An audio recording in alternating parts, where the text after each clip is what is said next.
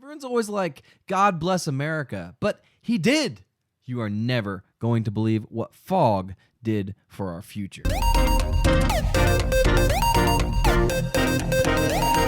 elephant in the pew.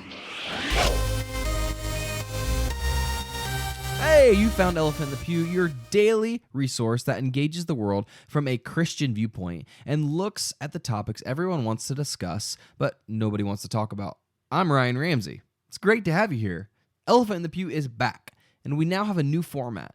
Until now, you've heard us on our podcast, but now not only can you get the audio podcast daily from our website at elephantpew.com and all other podcast outlets, but now we are also on, that's right, YouTube, which if you're watching the video, you're watching this right now. So you already knew that because you're on YouTube to get there. So anyways, that's right. So just punch that subscribe button and get madness from Steven and I every single weekday.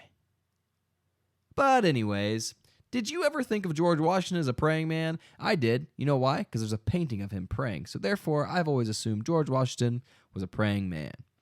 But it's actually documented that George Washington was a man of prayer. In fact, George has a prayer journal. Yeah, you can actually go to a link that's provided here and see his prayer journal that he wrote down all of his prayers and as he journaled through those. But most formidably, his prayers helped the soldiers in the Continental Army at the Battle of Long Island. And you say, Ryan, how can you even know that his prayers helped? And I can tell you how. Because of this story, all right? So let me just tell you, he was so fervent about prayer that he actually made a command to his people who were not fighting. Let me read you a quote from George Washington about prayer and the importance of it. He says, all officers and soldiers not engaged in actual duty to attend services to implore blessings of heaven upon the means used for their safety and defense. So he's telling everybody who's not fighting that they need to go to these prayer services so that they can ask for the blessings for God on them for their safety and for their defense against England as they're fighting them in the Revolutionary War, right? And so obviously he was a man of prayer if he was willing to make other people go do it. Now, we could have a theological conversation about the prayers of those who are forced to go pray, but we'll have that another time, all right? So the Battle of Long Island happened, and the American army was getting just destroyed, beat up, right? In fact, General Howe was fighting against them, and General Howe had 32,000 soldiers, and he had reduced the American army just to 8,000 American soldiers. So they were struggling, to say the least. Let's just say they were about to be beat, about to be finally finished. And, you know, what they suspect is that if Washington would have lost this at this point in the battle, they would have been done. They would have not only the battle been over and George been done, but the American Revolution would have been over. So George knew that they could not give up. But the bad news was that George Washington was surrounded. He had his back to the East River and surrounded on all other fronts. There was no place for George Washington to go. So, knowing that he could not lose the battle, he had to retreat in Plan 1 that the British Army could not stop him, right?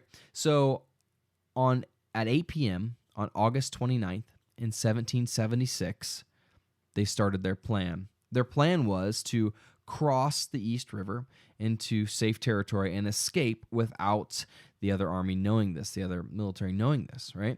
So they had gotten all these boats set up and brought every boat over there that they could, and the wind started howling at 8 p.m. It really thwarted their plans. They couldn't get across with the sailboats. They were useless.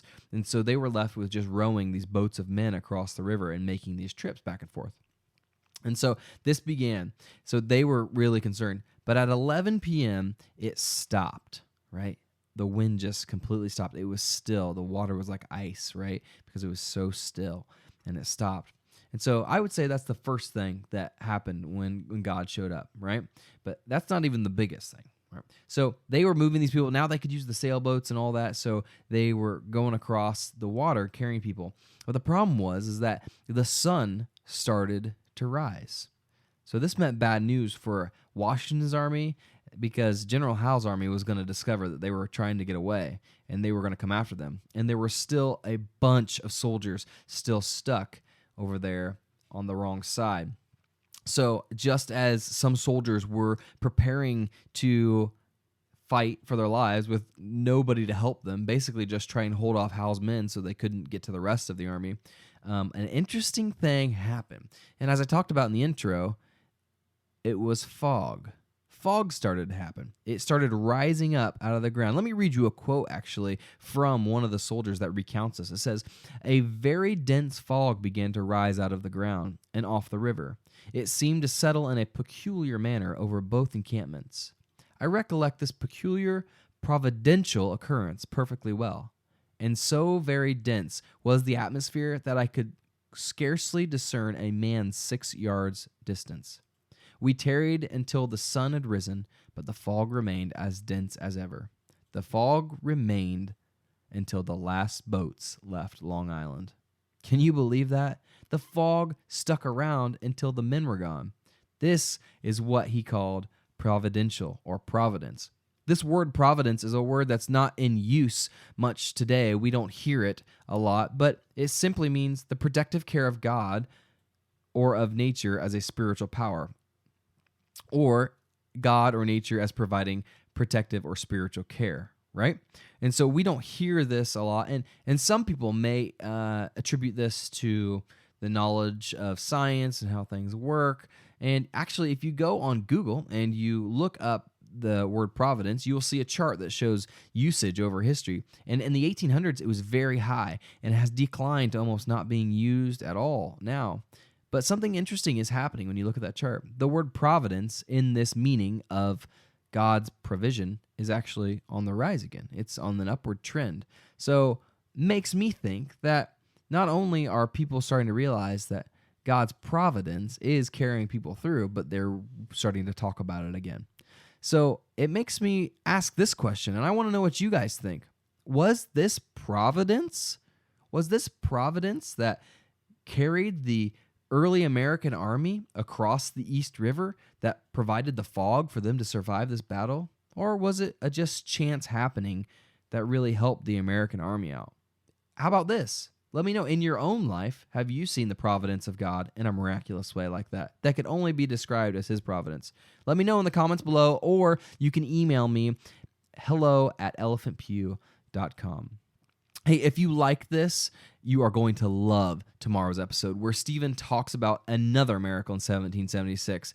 Man, don't even hesitate for a second to think that this was the only miracle, because there were a ton, and Stephen's going to cover another big one that happened. Also, don't forget to check out yesterday's episode by clicking here to see Stephen's take on the Christian founding fathers. As you're on your way out today, hit that subscribe button, and thank you so much for watching, and we'll see you soon.